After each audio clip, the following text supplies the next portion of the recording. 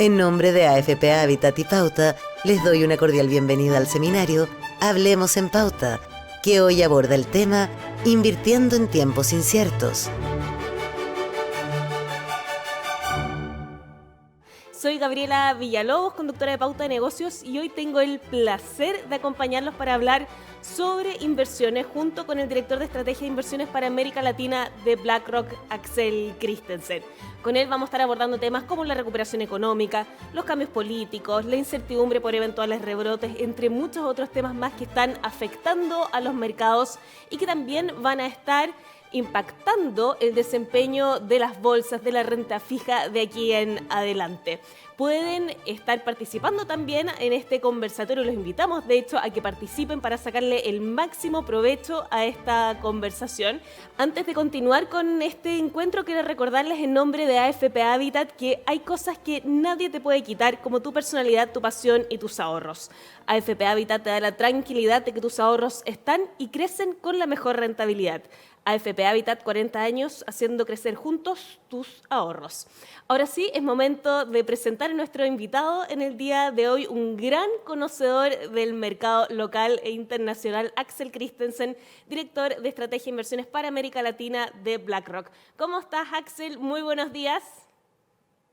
Buenos días, Gabriela. ¿Qué tal? Muy bien, te vemos ahí con el fondo oficial de BlackRock. En este minuto tú estás en Miami, nosotros estamos desde nuestros estudios en Providencia para dar inicio a esta conversación. Buenísimo. Feliz de estar acá acompañándolo. Axel, el nombre de este conversatorio es Invirtiendo en tiempos de incertidumbre, y yo sé que son tiempos extraños, nos hemos ido acostumbrando, pero de todas maneras es una situación bastante particular la que estamos viviendo, no solamente por la pandemia, sino que también por una serie de procesos políticos. Pero para comenzar, ¿son realmente tiempos inciertos? Porque hay algo de certidumbre. Sabemos que la recuperación va en camino, sabemos también que tenemos elecciones en camino. Hay cosas que nos están dando cierta certeza. ¿Cómo lo estás viendo tú? Bueno, efectivamente, y encontré excelente el título del conversatorio de hoy. Y quizás vale la pena, un poco para ir respondiendo a la pregunta, Gabriela, hacer una distinción entre lo que es el riesgo y la incertidumbre, que solemos muchas veces de manera coloquial como que intercambiarlos como si fueran perfectos sinónimos, y la verdad que no lo son. El riesgo es algo que está, de manera permanente en los mercados financieros. Los inversionistas, como es el caso de BlackRock, como el caso de Habitat, como las personas, digamos, que están activas en los mercados, ellos saben que existen riesgos, es decir, que existen distintas posibilidades en cuanto a escenarios que se puedan ir desarrollando, ¿no es cierto? Pero podemos de alguna manera ir cuantificando a esos riesgos. Le asignamos probabilidades de ocurrencia, las podemos modelar. Quizás no es tan sencillo, requiere de ciertas capacidades, ¿no? De herramientas analíticas, algunas más sofisticadas que otras, pero es abordable, es cuantificable, podemos poner un número, si tú quieres, a esos riesgos. Cuando hablamos de incertidumbre, Gabriela, de alguna manera como que nos estamos yendo a un campo mucho más difícil de agarrar. La incertidumbre, de alguna manera, nos da esta impresión de que no sabemos lo que va a pasar. Si lo llevamos al plano de la pandemia, es cierto, sabemos que vamos de camino a salida, podemos incluso construir distintos escenarios de cómo puede estar la economía a nivel global o localmente en Chile, pero también hay un elemento importante de incertidumbre del no saber qué escenarios futuros nos puedan deparar. Un buen ejemplo, todas estas variantes del virus que han aparecido, no sabemos si esas variantes van a ir de alguna manera limitándose, menguando su efecto, o puedan aparecer variantes Otras que no estaban dentro de nuestros cálculos que hagan cambiar drásticamente la visión que tenemos de futuro. Claro, pero tú decías, hay algunos elementos que no sabemos lo que va a ocurrir, pero hay algunas otras cosas que son más ciertas. En el mundo de las inversiones siempre se habla de los factores que están moviendo el mercado como para tener una guía sobre lo que puede pasar. ¿Cuál es el principal factor que está moviendo a las inversiones en el día de hoy, este 25, 26, 27, 28 de agosto? Bueno, yo diría que partiría por diciendo una cantidad importante de liquidez que hay en el mundo.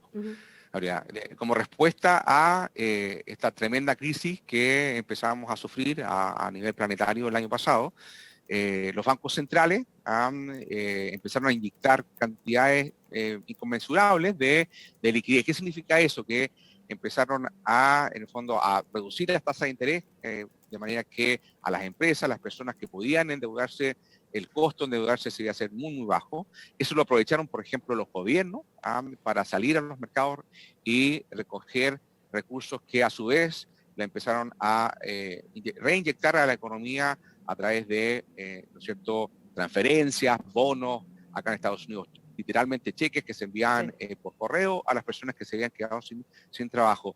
Esta situación de tremenda liquidez probablemente va a ir disminuyendo a la medida que las autoridades y los propios bancos centrales digamos, están dándose cuenta, por un lado, y lo han podido medir, que las economías se van recuperando, y por otro lado empiezan a aparecer algunos efectos no tan positivos, como el caso de la inflación. Entonces, ese es un riesgo, por decirlo así, algo que podemos medir. Ya hemos visto en ciclos económicos anteriores lo que ocurre cuando los bancos centrales empiezan a retirar ese estímulo de liquidez. Lo que sí, digamos, nunca habíamos estado frente a una situación con tanta liquidez, porque realmente ha sido un esfuerzo titánico, y precisamente lo que ha ayudado a la economía global a recuperarse relativamente rápido, Gabriela, en ese sentido, dado lo profundo que fue la crisis. No, absolutamente. De hecho, ayer estaba leyendo, se calcula que en 2020 se inyectaron cerca de 15 millones de dólares a la economía mundial. Estas son cifras de McKinsey. Es decir, para hacernos una idea, es cerca de 50 veces la economía total chilena lo que se lanzó en los mercados a nivel global. Y ahora la discusión justamente por el tema de la inflación que decías tú es, bueno, ¿es momento de retirar esto? Bueno, y esa es la discusión justo ahora, y para ser más preciso, esta semana, hay este viernes una especie de como, no sé, Lollapalooza, si tú quieres, de bancos centrales en Estados Unidos. En Jackson Hole. En Jackson Hole, exactamente, donde, entre otros temas, se va a discutir precisamente eso, cuáles son las condiciones que se tienen que cumplir. Hablábamos de una, es decir, los niveles de inflación están controlados o no. En el caso de Estados Unidos hay otra meta que el Banco Central tiene dentro de sus objetivos, que tiene que ver con la situación de empleo. Ahí la situación no ha recuperado completamente la situación del mercado laboral, lo que se había visto previo a la pandemia, pero estamos bastante encaminados. De hecho, uno de los problemas que hay acá en Estados Unidos es que en algunos sectores hay más puestos de trabajo que personas dispuestas a postular a ellas, digamos. Entonces, los objetivos ya más o menos en el checklist, ¿no?, en la lista de condiciones que se tienen que cumplir, ya se estarían cumpliendo como para volver, y quiero decir, digamos, volver a cierta normalidad. Se nos olvida porque hemos estado un buen tiempo en esto, pero son situaciones totalmente excepcionales, de tasas de interés prácticamente en cero, y con inyecciones por parte de bancos centrales, como en Estados Unidos, que todos los meses están, como tú bien decías, esa gran cantidad, todos estos meses están inyectando del orden de 120.000 millones de dólares, digamos, en lo que ha transcurrido esta crisis. Claro. Al mes. Al mes. Son cifras realmente gigantescas, no las habíamos visto nunca, superan por mucho lo que vimos en la crisis subprime. ¿Cuál es el escenario una vez que se empiece a retirar el estímulo? Porque esto ha tenido muy nerviosos los inversionistas en las últimas semanas, porque ya nos estábamos acostumbrando a este gran nivel de liquidez. ¿Cuál es el impacto en las inversiones de retirar esto? Gabriela, si bien hay, digamos, y en esto vuelvo a lo que te mencionaba respecto a distintos escenarios posibles, ¿no? Hay distintos escenarios que podríamos construir con respecto a cómo vemos la situación adelante. En BlackRock, nuestro escenario base, el que le asignamos una mayor probabilidad de ocurrencia, es uno en que regresamos a los niveles de crecimiento tendencial que tenía la economía global antes de la pandemia. Ahora, eso en términos agregados, digamos, mirando la cosa muy desde arriba. Si empezamos a entrar más en detalle por sectores económicos o por países, pueden notarse alguna diferencia. Algunos países, por ejemplo, pueden ver un crecimiento un poquito por encima de lo que venían creciendo. Dirías, ¿por qué? Porque han visto que sus economías se han beneficiado de todo esto, por ejemplo, de eficiencia que se ha logrado con trabajo remoto, o con el hecho de que estamos comprando más a través de canales online que son mucho más eficientes que la compra presencial. Entonces, hay ciertos sectores o ciertos países que se van a beneficiar de eso. Por otro lado, hay otros países, otros sectores que van a ver, por decirlo así, cicatrices más permanentes.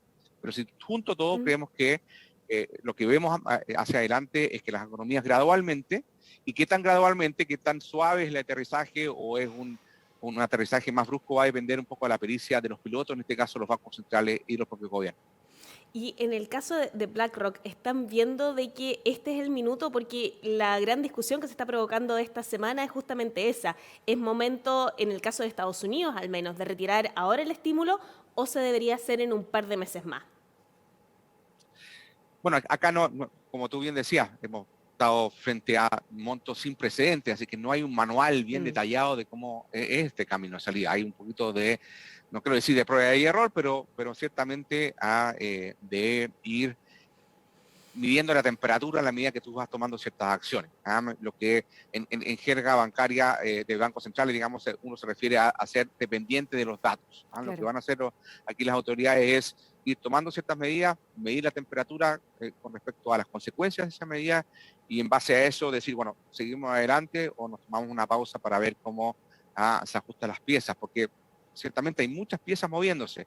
No es solamente lo que hablamos de retiro de estímulos en cuanto a bajar las tasas de interés, subir las tasas de interés, normalizarlas, sino que también por el lado del gasto de gobierno, ir retirando todos esos bonos, esos cheques adicionales que está recibiendo la gente, entre otras cosas como para motivarlas a empezar a buscar trabajo nuevamente.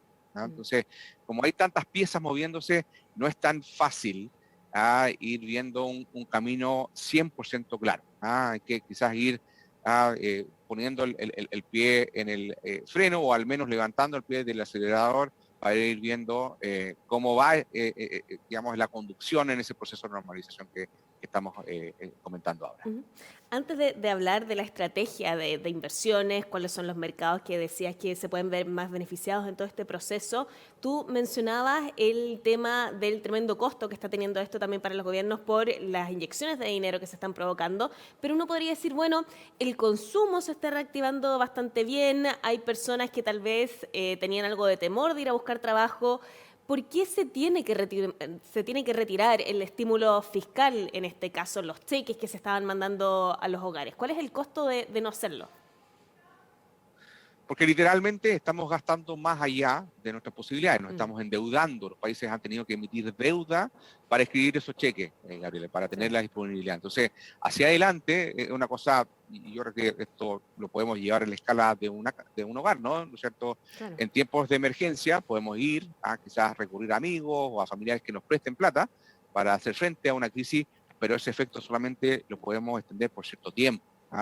Llega un punto en que ya nuestros familiares, nuestros amigos ya no nos quieren seguir prestando plata porque, entre otras cosas, empiezan a tener miedo de que no se lo podamos devolver. Es un poco lo mismo que puede ocurrir a escala global, de que no nos podemos volver de manera permanente dependientes de este tipo de flujos, porque va a haber un problema al final, más temprano que tarde, de solvencia, de incapacidad de pagar las deudas que estos gobiernos han estado asumiendo para financiar esos pagos, esos cheques, esos bonos. Efectivamente, y en el caso del estímulo monetario también tiene que ver con la inflación, ¿no? El aumento de precios que en general se dice también afecta a los estratos, a los segmentos socioeconómicos más bajos con una mayor fuerza que los segmentos más altos. Así es. Si miramos cuál es la proporción de los ingresos que destinan los hogares de menor ingreso, valga la redundancia, es mucho mayor en consumo. Los hogares de mayores ingresos destinan un porcentaje mayor a ahorro, por ejemplo. Ahora, la inflación les puede impactar a ambos, sí, pero de manera mucho más fuerte y directa a aquellos que gastan más en consumir bienes de supermercado o la locomoción colectiva, que se puede ver afectada por incrementos de precios de las gasolinas, etcétera. Entonces, la inflación ciertamente un tema súper importante y es una de las causas de por qué muchos bancos centrales, ya sea en el caso de Estados Unidos, están considerando relativamente luego empezar a retirar esas condiciones, o en el caso de Chile ya lo están haciendo, el Banco Central de Chile, junto con otros bancos centrales en la región, en el caso de Brasil, en el caso de México, ya han empezado a retirar estímulos, entiéndase, empezar a normalizar las tasas de interés a lo que serían niveles más consistentes con el estado actual de la economía, que no es la de crisis tan profunda producto de la pandemia que vivimos hace un año atrás. Ujú. Y teniendo claro ya este cuadro que tú nos has pintado de lo que está pasando en el mundo de las inversiones, tú decías que hay algunas economías que se van a ver más favorecidas que otras. ¿Cómo estás viendo en este minuto la estructuración de los portafolios? ¿Qué oportunidades hay en este minuto en mercados desarrollados versus emergentes? De acuerdo. Y aquí es bien importante, quizás más que solamente enfocarse en desarrollado y emergente, notar un poco la composición sectorial. ¿Cuáles son las industrias en las cuales yo tengo la posibilidad de invertir cuando miro países como Estados Unidos, Europa o economías emergentes como pueden ser en Asia o acá en América Latina? Nosotros estamos viendo como dos polos que nos interesa ahondar más y buscar oportunidades. El primero está ligado directamente con el proceso de recuperación. Y hemos visto cómo una vez que se levantan las restricciones de movilidad, vemos cómo la demanda vuelve con mucha fuerza, y sobre todo en todo lo asociado con materias primas. Hemos visto cómo, para el caso de Chile, una materia tan importante como el cobre ha visto un incremento importante de precio, incluso ya desde el año pasado. Más recientemente, el precio de otras materias primas, como el caso del petróleo, también. Entonces, un foco de atención es ver cuáles son las industrias, por ejemplo, de materias primas, que mejor se benefician al momento de ver un proceso de reapertura. Entonces, los automóviles, por ejemplo, también ha visto una demanda importante. Países que tienen una exposición importante a esos sectores, ya sea de países en mercados desarrollados, ya sea en economías emergentes, es un foco en el cual tenemos puesto nuestra vista para buscar oportunidades. El segundo foco, Gabriel, tiene que ver con aquellos sectores que han visto, de alguna manera, procesos estructurales acelerados por la pandemia. Y aquí sectores como el de tecnología, o sectores como el de salud, piensen farmacéutica, equipos médicos, con la pandemia hemos visto un tremendo impulso. Vemos una cantidad mucho más significativa de personas que están optando por canales digitales, que antes no lo hacía. Mi mamá, por ejemplo, antes siempre hacía todas sus compras de manera presencial, ahora al menos un porcentaje, y probablemente ya de manera permanente, lo va a hacer usando canales de comercio electrónico. Lo mismo la eficiencia que se ha logrado con el trabajo remoto. Y para qué decir todas las perspectivas que se ha abierto en cuanto al sector de salud. Si algo nos dimos cuenta durante la pandemia, es que el mundo estaba mal preparado, estábamos subinvertidos, si tú quieres, en todo lo que se relaciona desde equipamientos médicos hasta, digamos, respuestas farmacéuticas a este tipo de problemas. Claro. Dices, o decías al principio cuando hablábamos de portafolio, que en general hay que fijarse más en los sectores que en países en particular. Pero si miramos el tema de las monedas, por ejemplo, para darnos algo de guía sobre si conviene tener más un peso, una pata más en Chile o en el extranjero, ¿qué están viendo en ese sentido? Pensando también en el precio del cobre, que al final es el principal determinante, para ver cómo se va a estar comportando el tipo de cambio. Sí, aquí quizás quiero aprovechar la pregunta que hace Gabriel un poco para responder de manera un poco quizás más conceptual la pregunta cómo invertir en tiempos de incertidumbre, y me refiero a los beneficios de diversificar. Y esto lo podemos buscar tanto digamos, en un plano académico. Hay un montón de investigación en el campo de la economía, en el campo de la finanza, incluso varios premios Nobel se han otorgado digamos, en relación a la importancia de la diversificación de inversiones, pero esto también lo podemos encontrar, digamos, ¿no es cierto?, en el sentido común, en el conocimiento, en la sabiduría popular, esto de no poner todos los huevos en la misma canasta, y esto es súper válido también al momento de buscar una respuesta a diversificación de moneda. Por un lado, uno en general tiende a tratar de preferir invertir en instrumentos que tengan la moneda en la cual uno va a utilizar los recursos, digamos, claro, de los cuales uno está ahorrando o invirtiendo. Por ejemplo, si yo estoy ahorrando para mi pensión, probablemente tengo una parte importante en moneda local, ojalá en UF, ¿no es cierto?, que me proteja de inflación, porque yo voy a usar esos ahorros después para financiar una pensión que la voy a gastar en UF, las voy a gastar en pesos. Ahora, dicho eso, hay beneficio de diversificar en otras monedas, porque, por ejemplo, el dólar ha mostrado ser una moneda que en tiempos de crisis eh, de alguna manera muestra muy claramente su rol de activo de refugio. Los inversionistas en Chile, en general en Latinoamérica, cuando las cosas no marchan bien, ya sea porque hay una crisis global, ya sea porque hay mucha incertidumbre política en lo local, suelen buscar refugio en activos en dólares. Entonces hay que buscar una mezcla, esta diversificación, esto de poner huevos en distintos canastos, también es ciertamente una estrategia apropiada al momento de pensar en monedas. Sí, absolutamente. Ahora, hemos hablado del escenario internacional, este gran marco en el cual están insertas las inversiones, pero yéndonos a un plano más local, la bolsa chilena y los activos en general en Chile han estado impactados por lo que está pasando a nivel político, y uno de los factores de esa incertidumbre, ya que estamos hablando aquí de incertidumbre en este conversatorio, han sido los retiros de los ahorros desde las AFP.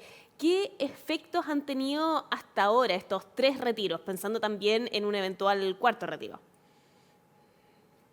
Bueno, acá, Gabriela, me voy a remitir un poco a la información que he podido recoger de varias fuentes importantes. Sí. Ciertamente, la propia asociación de AFP ha hecho notar que estos retiros tienen, primero, un impacto sobre las futuras pensiones. Hay que mencionarlo, estos retiros que han sido, digamos, cerca de 50.000 millones de dólares, una cantidad considerable en función del tamaño de la economía chilena y el tamaño de su mercado. Va a tener una incidencia en restringir, digamos, en retroceder en cuanto a los montos de pensiones autofinanciadas, es decir, producto del ahorro que hacemos todos los meses en nuestras cuentas de cotización individual, en un rango del 25 a algo más del 30%. Claro. Esto último sobre todo para cotizantes mujeres, que es una preocupación muy importante. Entonces, por lo pronto, el efecto directo va a ser disminuir, y eso, si bien hoy día podemos estar viendo los beneficios del incremento de consumo de esos retiros, Ujú. esa reducción de pensiones significa que esas personas van a ver restringida su consumo hacia adelante si es que no vemos la manera en que puedan recuperar lo que han podido retirar. Y ahí, digamos, lo importante, quizás con un cuarto o N retiros más que se puedan estar discutiendo, yo creo que es muy importante y responsable ya enganchar esa discusión con la necesidad de identificar, bueno, con estos retiros, ¿cómo vamos a empezar a restituir lo que la gente ha sacado para hacer frente a una crisis? Es cierto, digamos, Sí. que los motivos pueden ser muy digamos, Entendible. reconocibles, pero entendible exactamente, pero es importante velar para que las personas no vean deteriorados de esa magnitud sus pensiones. Y después, si nos enfocamos al efecto del mercado específico, y aquí es interesante notar cuál es el rol de inversionistas como los fondos de pensiones, como también las compañías de seguro en los mercados de capitales.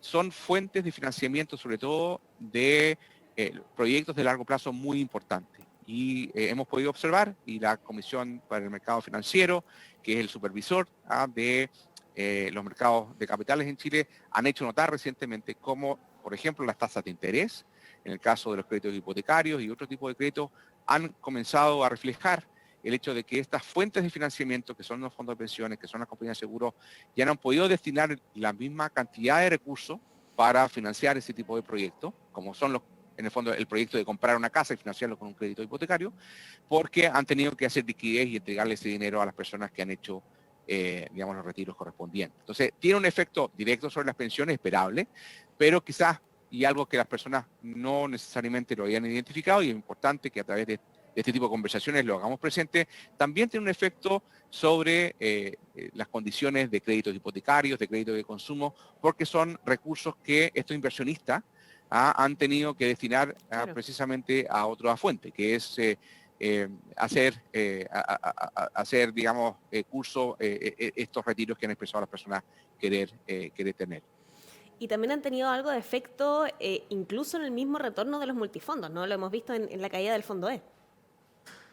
Ciertamente, una de las fuentes importantes de recursos ha sido la renta fija, y cuando en un periodo bastante acotado de tiempo, recordemos que estos retiros se tienen que ¿no es cierto?, implementar en cosa de días, ¿no es cierto? eso hace que la presión vendedora tenga un efecto sobre un mercado que no es capaz de absorber a una cantidad tan importante. Y eso es nuevamente importante. Las autoridades han hecho ver en varias ocasiones, no solamente con este último cuarto retiro o en todo el cuarto retiro, sino que desde el primer retiro estas consecuencias importantes, ya que las empezamos a notar, que ya la persona que quería financiar su casa va a ver que va a tener que pagar un dividendo, digamos, más alto, que entienda que en estos retiros hay una consecuencia directa, hay una implicancia directa, que esos recursos que antes estaban para financiar su crédito hipotecario, hoy día se tienen que mantener en otro tipo de instrumentos de liquidez disponibles para las personas que opten por el retiro. Claro. Pero significa esto que entonces, viendo la caída, viendo también el avance de un eventual cuarto retiro, tal vez sea conveniente cambiarse de fondo solamente por las perspectivas de mercado? Yo creo que no. Yo creo que es importante, y esto incluso antes de la situación de retiros, cuando veíamos todos estos asesores o personas, entre comillas, asesores que recomendaban cambios entre cuentas de fondo en un foco de inversión de muy corto plazo, tratando literalmente de jugarle al mercado, de anticiparse frente a movimientos de corto plazo, que a la larga, y esto está bastante documentado en la literatura, resulta muy difícil de hacer. Y aquí también yo recurro un poco a la sabiduría popular. Si fuera así de fácil, todo el mundo lo haría, y si todo el mundo lo hace, es difícil de alguna manera porque el mercado lo hacemos todos, ¿no? Que ese tipo de estrategias tuvieran éxito. Entonces, ya desde ese tipo de movimientos tratando de anticiparse, la verdad es que hay que realmente alinear tu decisión de multifondo muy en línea con cuál es tu horizonte de inversión, cuántos años, en el caso de tu cuenta de capitalización individual, te queda para pensionarte. Si estás más próximo a la pensión, ciertamente vas a querer tener un fondo más estable. Yo diría que probablemente las personas que están pensando irse del fondo E, que tomaron la decisión este el primer momento, porque el peor momento, porque de alguna manera ya sufrieron el golpe de ajuste de los retiros, y quizás pensar que ojalá que no haya más retiros, digamos, para ver afectados los precios de mercado. Pero si uno tiene, de alguna manera, mantiene el foco en el horizonte de inversión en el cual uno debiese estar, en cuanto a multifondo, incluso esas pérdidas, como ha sido digamos, la trayectoria histórica de los multifondos. Recordemos lo que pasó con la crisis subprime hace un poco más de una década. Los fondos volvieron a recuperar. De hecho, el fondo E fue el que más rápidamente recuperó. Aquí la situación es un poco distinta en sus causas, pero yo diría que lo peor que pueden hacer las personas es tomar una decisión de corto plazo sin tomar en cuenta cuáles son sus objetivos de largo plazo al final. Sí, tú mencionabas ahí conceptos bien interesantes, que es el perfil de riesgo, la edad, el horizonte de inversión. ¿Por qué es tan importante alinear todos estos conceptos? A ver, aquí quiero recurrir a algo que me enseñó mi primer jefe en el tema de inversiones. En el invertir bien, tú tienes que buscar un equilibrio entre comer bien, es decir, tener una buena rentabilidad, creo que tu invierno te permita, por ejemplo, tener una buena pensión, pero dormir también bien. Y eso significa que el nivel de riesgo de tu portafolio sea consistente con tu tolerancia al riesgo. Y si bien hay una cercanía muy grande entre la edad y la capacidad de tolerancia al riesgo, y esto particularmente en el caso de ahorro para la jubilación se entiende, mientras más cerca estamos de jubilarnos, más de alguna manera nos preocupa que nuestros ahorros estén bien cautelados, que ese ahorro se pueda disponer de la mejor manera al momento de tomar una decisión de jubilación. Cuando nos queda mucho tiempo, podemos tolerar un poco más de volatilidad en los saldos de nuestras cuentas. Entonces, la edad ciertamente se alinea un poquito a nuestra disposición a riesgo, pero también personas de la misma edad podemos tener distintas disposiciones a tomar riesgo, lo sabemos. Siempre tenemos, ¿no es cierto?, algún amigo que le gustan los deportes un poquito más extremos, algunos que son que a lo más, digamos, se suben a la bicicleta. El conocer su capacidad de tomar riesgo también es bien importante en el momento de, por ejemplo, de decidir cuál multifondo. Ciertamente la edad, vuelvo a reiterar, es una dimensión importante, pero al conocerse uno mismo y muchas veces un buen asesor económico financiero te va a ayudar a precisamente entender cuál es tu perfil de riesgo. Y a partir de eso, buscar cuál combinación de inversiones, qué cartera te va a permitir, como te decía, obtener una buena rentabilidad, comer bien, pero al mismo tiempo a tener un nivel de riesgo que te permita estar tranquilo, dormir bien. Claro. Antes de seguir con esta conversación que estamos teniendo aquí en Pauta, gracias a AFP Habitat, junto a Axel Christensen, director de Estrategia de Inversión para América Latina de BlackRock, queríamos recordarles que hay cosas que nadie te puede quitar, como tu personalidad, tu pasión y tus ahorros. AFP Habitat te da la tranquilidad de que tus ahorros están y crecen con la mejor rentabilidad. AFP Habitat, 40 años haciendo crecer tus ahorros. Axel, hemos hablado del tema de los retiros de los multifondos, pero también estamos viendo un proceso político bastante particular en Chile. ¿Qué tanto está moviendo esto a los inversionistas? Los estamos viendo, los afecta ciertamente, pero yo diría que en el caso de los mercados emergentes, el riesgo político siempre ha sido una dimensión a considerar. En algún momento es una dimensión más importante, como es el caso de ahora, porque estamos además en un periodo de mucha actividad electoral, y no es esto solamente el caso de Chile. Si miramos al resto de la región, hemos tenido elecciones, ya sea presidenciales, legislativas, que se van a extender, de hecho, hasta el próximo año. Y eso no hay novedad, desde hace mucho tiempo que los países tienen elecciones y hay incertidumbre, ¿no es cierto?, frente al resultado de cuál puede ser, ¿no es cierto?, la coalición política que tome el control y qué políticas económicas, qué situación de impuestos, etcétera, que tienen ciertamente efecto sobre el movimiento de mercado. Eso, no hay novedad en esto, desde que los mercados emergentes existen, que es parte del escenario, ¿no? Quizás lo que ha hecho más difícil, y aquí vuelvo al concepto de incertidumbre, es que las herramientas que típicamente utilizábamos como para definir distintos escenarios han estado fallando, Gabriela. Me refiero, entre otras cosas, a las encuestas. Las encuestas típicamente era algo que recurríamos para saber, bueno, quiénes son los candidatos que tienen mayor posibilidad de ganar, tanto a nivel presidencial o coaliciones que van al Parlamento. Y yo creo que estarás de acuerdo conmigo que en este último tiempo, y Chile ciertamente no es la excepción, las herramientas que son las encuestas han sufrido de bastante poca capacidad predictiva. Y eso hace que este lo que antes era un riesgo, que de alguna manera lo podemos medir a partir de encuestas que eran más precisas, se ha vuelto mucho más una incertidumbre en cuanto a generar resultados que de alguna manera eran difíciles de predecir, al menos con las herramientas que contamos hasta ahora, que son precisamente esas encuestas. Claro. Y me gustaría unir lo que decías ahora con lo que nos mencionabas al principio, que era esta distinción entre incertidumbre y riesgo. ¿Cómo se debería enfrentar ahora uno entonces al mercado considerando esto, que hay más incertidumbre?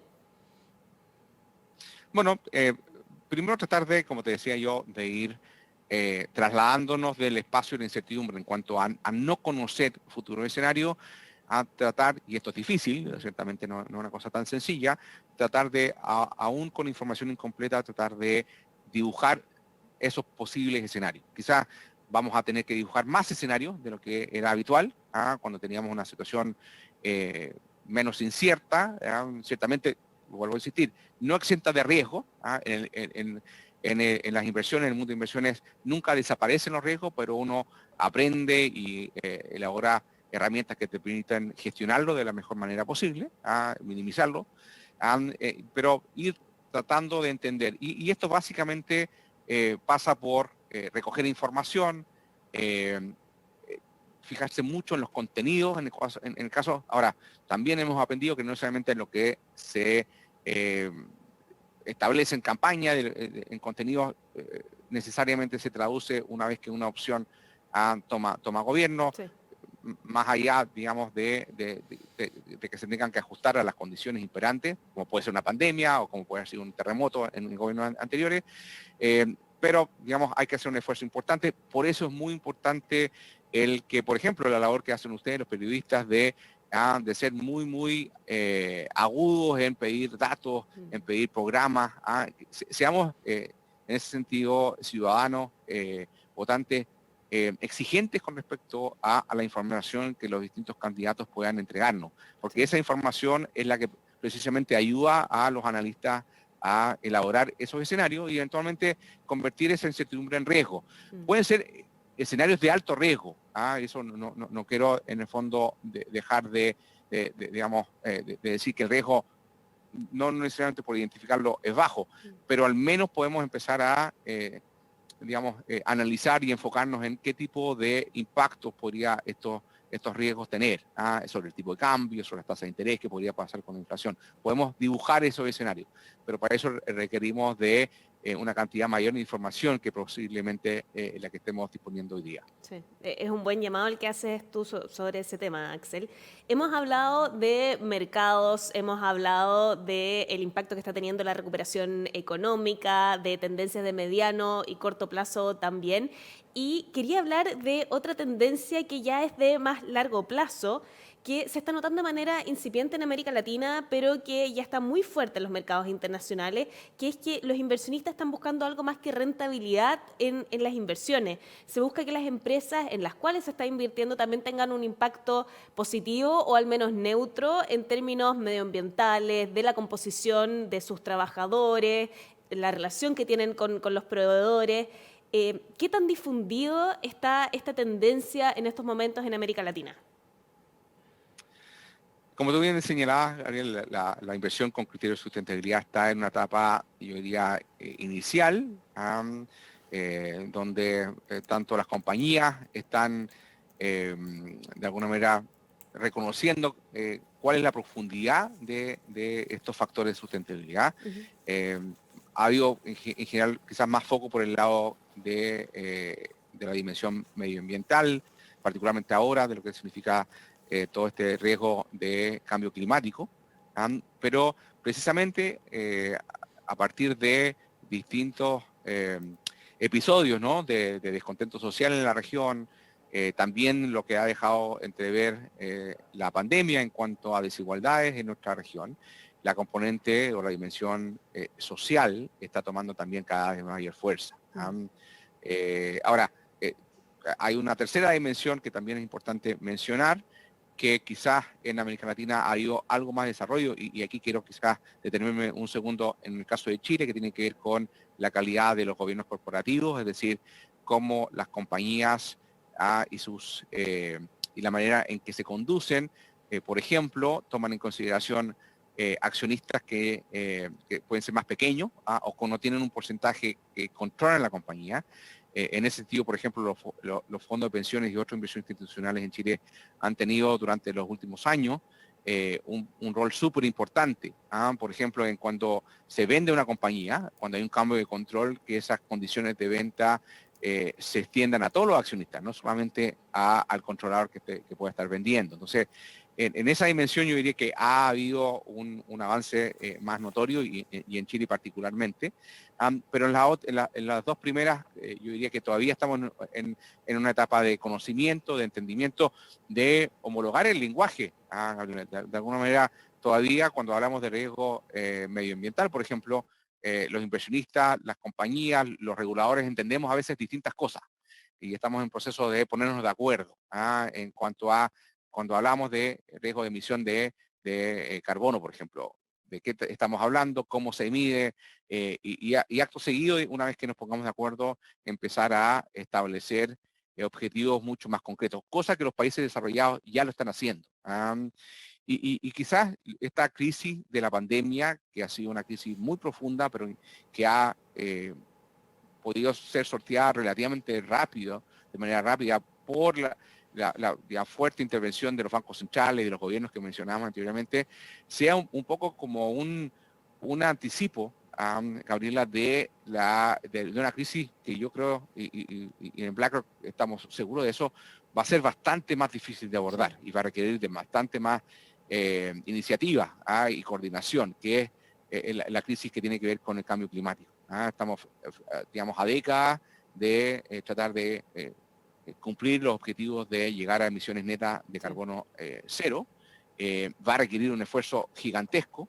Esto va a traer ciertamente desafíos importantes a países, a industrias completas, pero a la vez también, y aquí nos hablaron un poco el optimista que siempre hay en las personas que estamos en inversión, también oportunidades. Y en ese sentido Chile, afortunadamente, y lo digo como chileno que trabaja en una empresa global como BlackRock, tiene mucho que ofrecer. Estamos muy ligados a sectores que se dicen de ver beneficiados por este mayor foco en el tema de cambio climático, como son el cobre o el litio, que son componentes claves, por ejemplo, para los vehículos eléctricos. Hidrógeno verde también es una iniciativa muy importante. Entonces, también esto no es solamente un desafío, un riesgo, ciertamente lo es, pero también abre una dimensión de oportunidades que yo creo que en el caso de Chile particularmente se nos abre una perspectiva muy, muy significativa. Esta tendencia en general se veía en un principio como un tema valórico, un tema ético, un tema de sustentabilidad, también pensando en las inversiones de mediano y largo plazo, pero también a veces tienen aparejado una promesa de rentabilidad mayor. ¿Están así? Ciertamente es así. Y qué bueno que lo mencionas, Ariel, porque efectivamente la inversión con criterios de sustentabilidad, de responsabilidad social, la verdad que no es algo nuevo.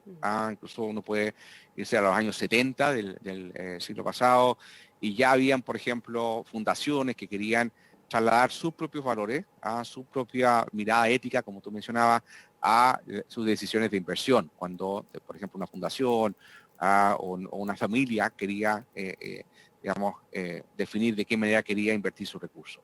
Claro. Eso que ciertamente es muy importante, se ha ido trasladando a reconocer que ya esto, digamos, en el proceso de buscar rentabilidad de largo plazo, ciertamente no está divorciado, no van por canales separados el estar pendientes de que las compañías sean sustentables en lo medioambiental, que tengan una buena relación con la sociedad, con sus colaboradores, con sus proveedores, con sus consumidores ciertamente, y que también tengan buenas prácticas de gobernanza interna.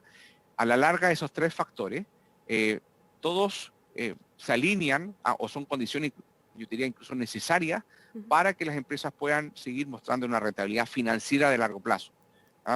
Pongo el caso, por ejemplo, medioambiental. Si una empresa no pone cuidado en identificar y ciertamente gestionar lo que son sus riesgos medioambientales, puede terminar pagando multas exorbitantes porque no está cumpliendo la regulación, Claro. o tener que sacar de operación plantas, por ejemplo, que no estén cumpliendo las normas de emisión. Pueden verse castigados por sus consumidores, que la ven como una empresa que no está haciendo todo lo que puede hacer por ejemplo, lograr cumplir los objetivos de emisiones de carbono cero. Entonces, hay consecuencias financieras, económicas, que cada vez las estamos pudiendo identificar más. Entonces, esto que nacía, como tú bien decías, de una perspectiva valórica, ética, se ha ido trasladando más bien al proceso de creación de valor de la empresa misma.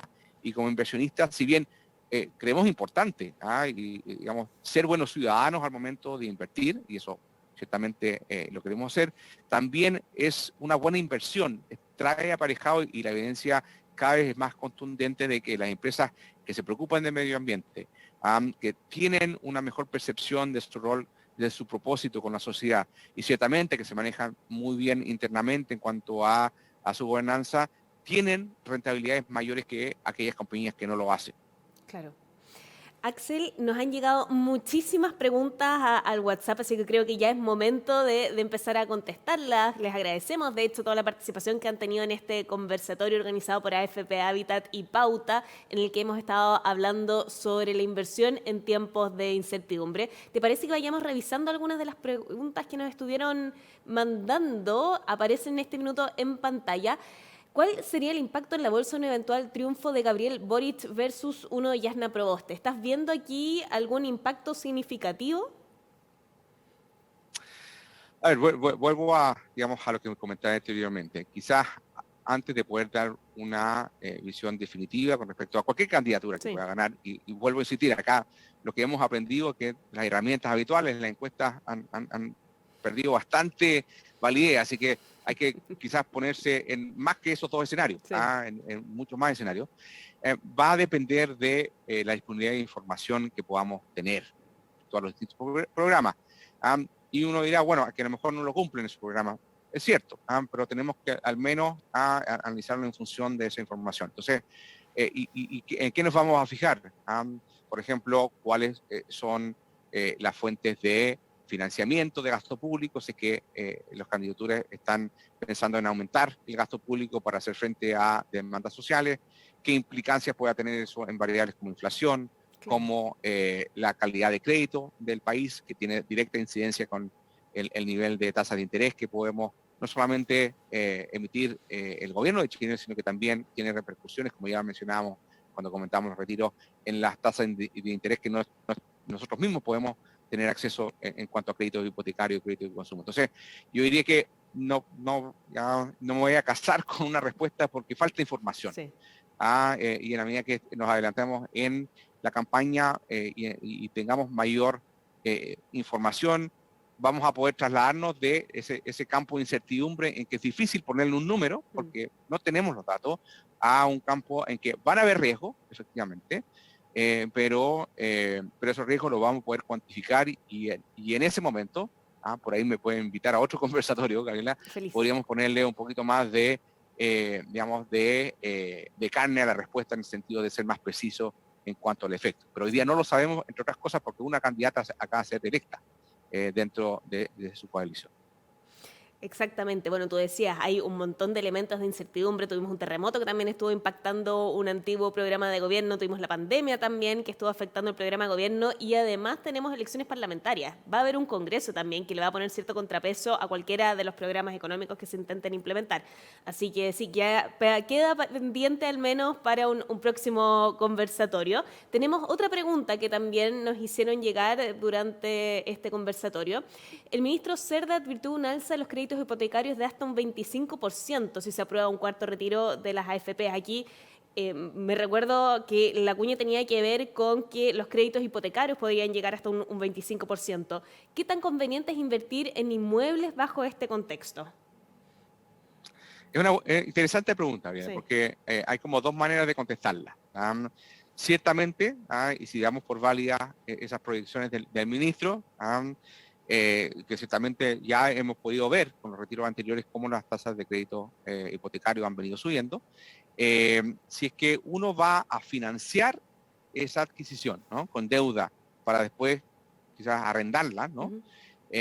Puede ser, digamos, que afecte muy negativamente la rentabilidad de ese proyecto, ¿no?, de esa alternativa de inversión, porque se me va a encarecer la posibilidad digamos, de financiar esa compra, ese inmueble.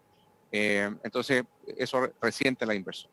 Claro. Pero por el otro lado, si por ejemplo ese inmueble yo he tenido ahorro y lo voy a comprar sin endeudarme, puede ser un buen momento porque precisamente, como se encarecen los créditos, van a haber menos personas que van a ser capaces de comprar vivienda y más personas buscando arrendarlas.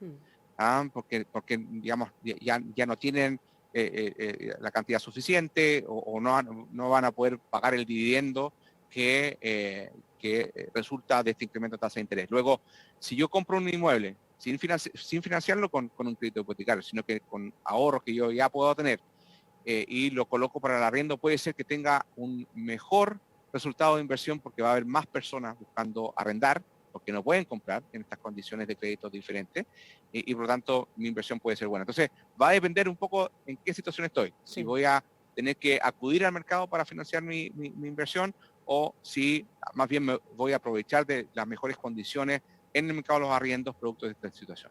Sí, efectivamente. Es un buen tema también para tener una conversación más profunda, el de las inversiones inmobiliarias. Vamos con la siguiente pregunta que nos hicieron llegar nuestros auditores al WhatsApp. Si uno tiene 65 años, considerando la incertidumbre para las AFP en Chile, ¿recomendarías pensionarse? Bueno, probablemente si ya tiene 65 años, debe ser una pregunta que ya se está haciendo. Sí. Uno... a los 65 años es la edad legal de pensión, hay distintas modalidades de pensión, aquí yo creo que no me sería imposible dar una respuesta específica, cada persona tiene condiciones diferentes, mencionaba un poco de su perfil, va a haber personas que a lo mejor esa persona que pregunta todavía está recibiendo un ingreso, a lo mejor todavía sigue empleada o tiene otras fuentes de ingreso que le permitiría, ¿no es cierto?, quizás diferir un poco su decisión de pensionarse.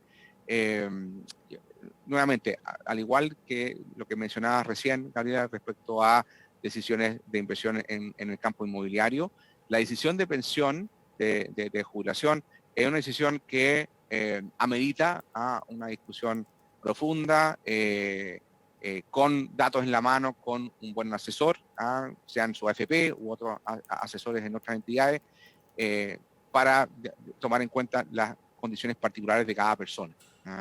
Entonces, yo creo que la respuesta más, yo creo que más útil que puedo dar a esa pregunta es, va a depender de las condiciones particulares. Puede ser que a la persona le convenga jubilarse hoy día, puede ser que, por ejemplo, si es que, como creemos, digamos, vemos una recuperación de rentabilidad del fondo E, que estaba golpeado por los retiros anteriores, podríamos pensar que a lo mejor sea conveniente que la persona pueda esperar un poquito para ver cierta recuperación en rentabilidad de ese fondo.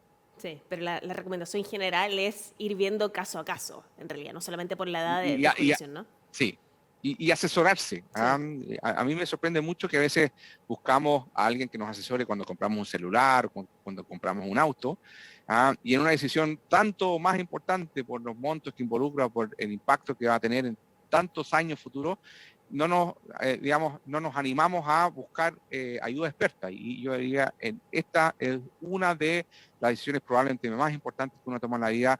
Busquemos un experto que nos ayude, tomemos la decisión de la mejor manera en cuanto a información y no de manera apresurada, no tratando en el fondo de buscar algún tipo de reacción de corto plazo sobre una decisión que nos va a acompañar por tantos años. Sí, efectivamente. ¿Dónde están esos expertos? ¿Cómo podemos tener asesoría en estos temas? Bueno, por lo pronto, en tu propia AFP. Las AFP cuentan con personas que están formadas. Recordemos que las personas que trabajan y que tienen relación con las personas que cotizan tienen que cumplir con una prueba, ¿no es cierto?, que mide sus conocimientos en temas previsionales.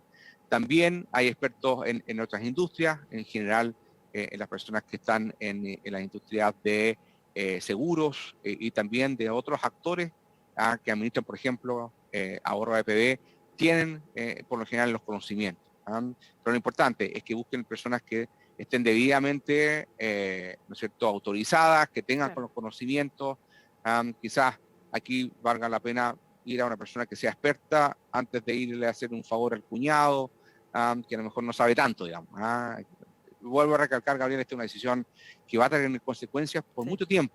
Así que ojalá que las personas le pudiéramos dedicar tanto más tiempo al que dedicamos en, digamos, decidir en qué celular vamos a comprar o qué auto, digamos, vamos a adquirir, porque una decisión yo creo que es muchísimo más importante que esos dos otros bienes, digamos. Sí, que nos va a acompañar por décadas, como decías tú. Vamos con la última pregunta. Lamentablemente ya nos estamos quedando sin tiempo, pero podemos revisar una pregunta más, si les parece. El mercado espera una nueva alza de tasas de interés. Aquí me imagino que estamos hablando del Banco Central. ¿Cómo afectaría esto a los fondos de AFP más conservadores como el D y el E?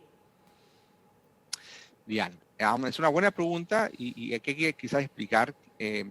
Cuando hablamos de tasa de interés y precisamente del Banco Central elevando esa tasa de interés, se refiere básicamente a las tasas de corto plazo. El Banco Central, lo que ellos determinan es lo que se llama la tasa de política monetaria, que es la tasa de muy corto plazo que el Banco Central, de hecho, le financia a los propios bancos comerciales. Los bancos comerciales todos los días, ¿no es cierto?, algunos quedan con superávit, algunos quedan con déficit de las operaciones que realizan y acuden al Banco Central ya sea para, digamos, poner plata, digamos, que reciba cierto interés o pedirle prestado al Banco Central para hacer frente a si hay un cierto déficit.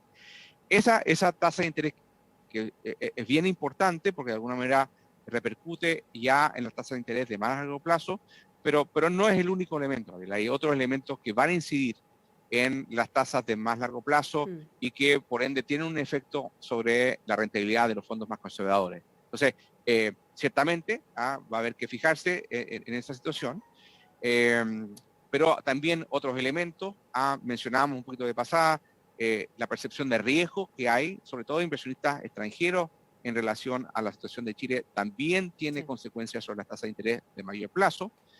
Cuando miramos, por ejemplo, los bonos ya no emitidos por el Banco Central, sino que, por ejemplo, por empresas, la situación de solvencia de las empresas, y volvemos, por ejemplo, hay algunas industrias que se van a ver más beneficiadas por este proceso de reapertura, a otras les va a costar más y su situación financiera va a estar más frágil. Esa decisión, digamos, o esa situación, digamos, de solvencia financiera también tiene consecuencias sobre la rentabilidad de los bonos, por ejemplo, en esas empresas que los fondos de pensiones puedan mantener. Entonces, no es una respuesta única o una consecuencia solamente que la podamos observar de lo que puedan ser la alza de tasa de interés. Ahora, quizás también vale la pena recalcar, Gabriela, que si bien las tasas de interés cuando suben tienen un efecto de corto plazo negativo sobre el precio de los instrumentos de renta fija, y es un poco lo que hemos visto en los últimos meses, producto de los retiros, y ese efecto sobre rentabilidad, por ejemplo, del fondo E, en la medida que las tasas de interés suban, eso significa que desde el momento que suben hacia adelante, el interés que yo recibo como inversionista también va a aumentar. Así que en la medida que las tasas de interés se mantengan y sigan subiendo, es cierto, hay un impacto negativo de corto plazo fuerte, digamos, más marcado, pero eso se va más que recuperando en el tiempo, en la medida que la rentabilidad que yo voy obteniendo de esos bonos, de esos instrumentos conectados con la tasa de interés, se va incrementando en el tiempo. Entonces, es bien importante tomar eso en cuenta, porque la gran mayoría de nosotros no estamos mirando un horizonte de inversión que sea un mes o 2 meses. Estamos, incluso las personas que pueden estar en fondos de IE, probablemente mirando años. Y en ese periodo de tiempo, esas mayores tasas de interés nos van a ayudar a mejorar la rentabilidad, a pesar de que pueda haber un impacto negativo de corto plazo. Sí. Nos quedaron muchas preguntas en el tintero, pero lamentablemente por una cosa de tiempo vamos a tener que empezar a cerrar este conversatorio. Pero antes de despedirnos, les recuerdo que hay cosas que nadie te puede quitar, como tu personalidad, tu pasión y tus ahorros. AFP Habitat te da la tranquilidad de que tus ahorros están y crecen con la mejor rentabilidad. AFP Habitat, 40 años juntos haciendo crecer tus ahorros. Y para tenernos al tiempo, quería agradecerles por habernos acompañado en este tercer conversatorio organizado por Habitat y Pauta. Hoy hablamos de inversiones junto al director de estrategia de inversiones para América Latina de BlackRock, Axel Christensen, a quien quiero agradecer muy especialmente por habernos acompañado. Muchas gracias por tu tiempo y por tu visión, Axel. Gracias a usted. Que tengas un muy buen día. Hablamos desde el retiro, del estímulo de la Reserva Federal, hasta la situación política en Chile y lo que se viene en materia de tendencias de inversiones sustentables. Quería agradecerles a todos quienes se conectaron hoy en esta conversación, a quienes nos hicieron llegar también las preguntas que nos ayudaron a sacarle el máximo provecho a nuestro invitado en el día de hoy. Los dejo también invitados para un próximo encuentro. Hasta entonces.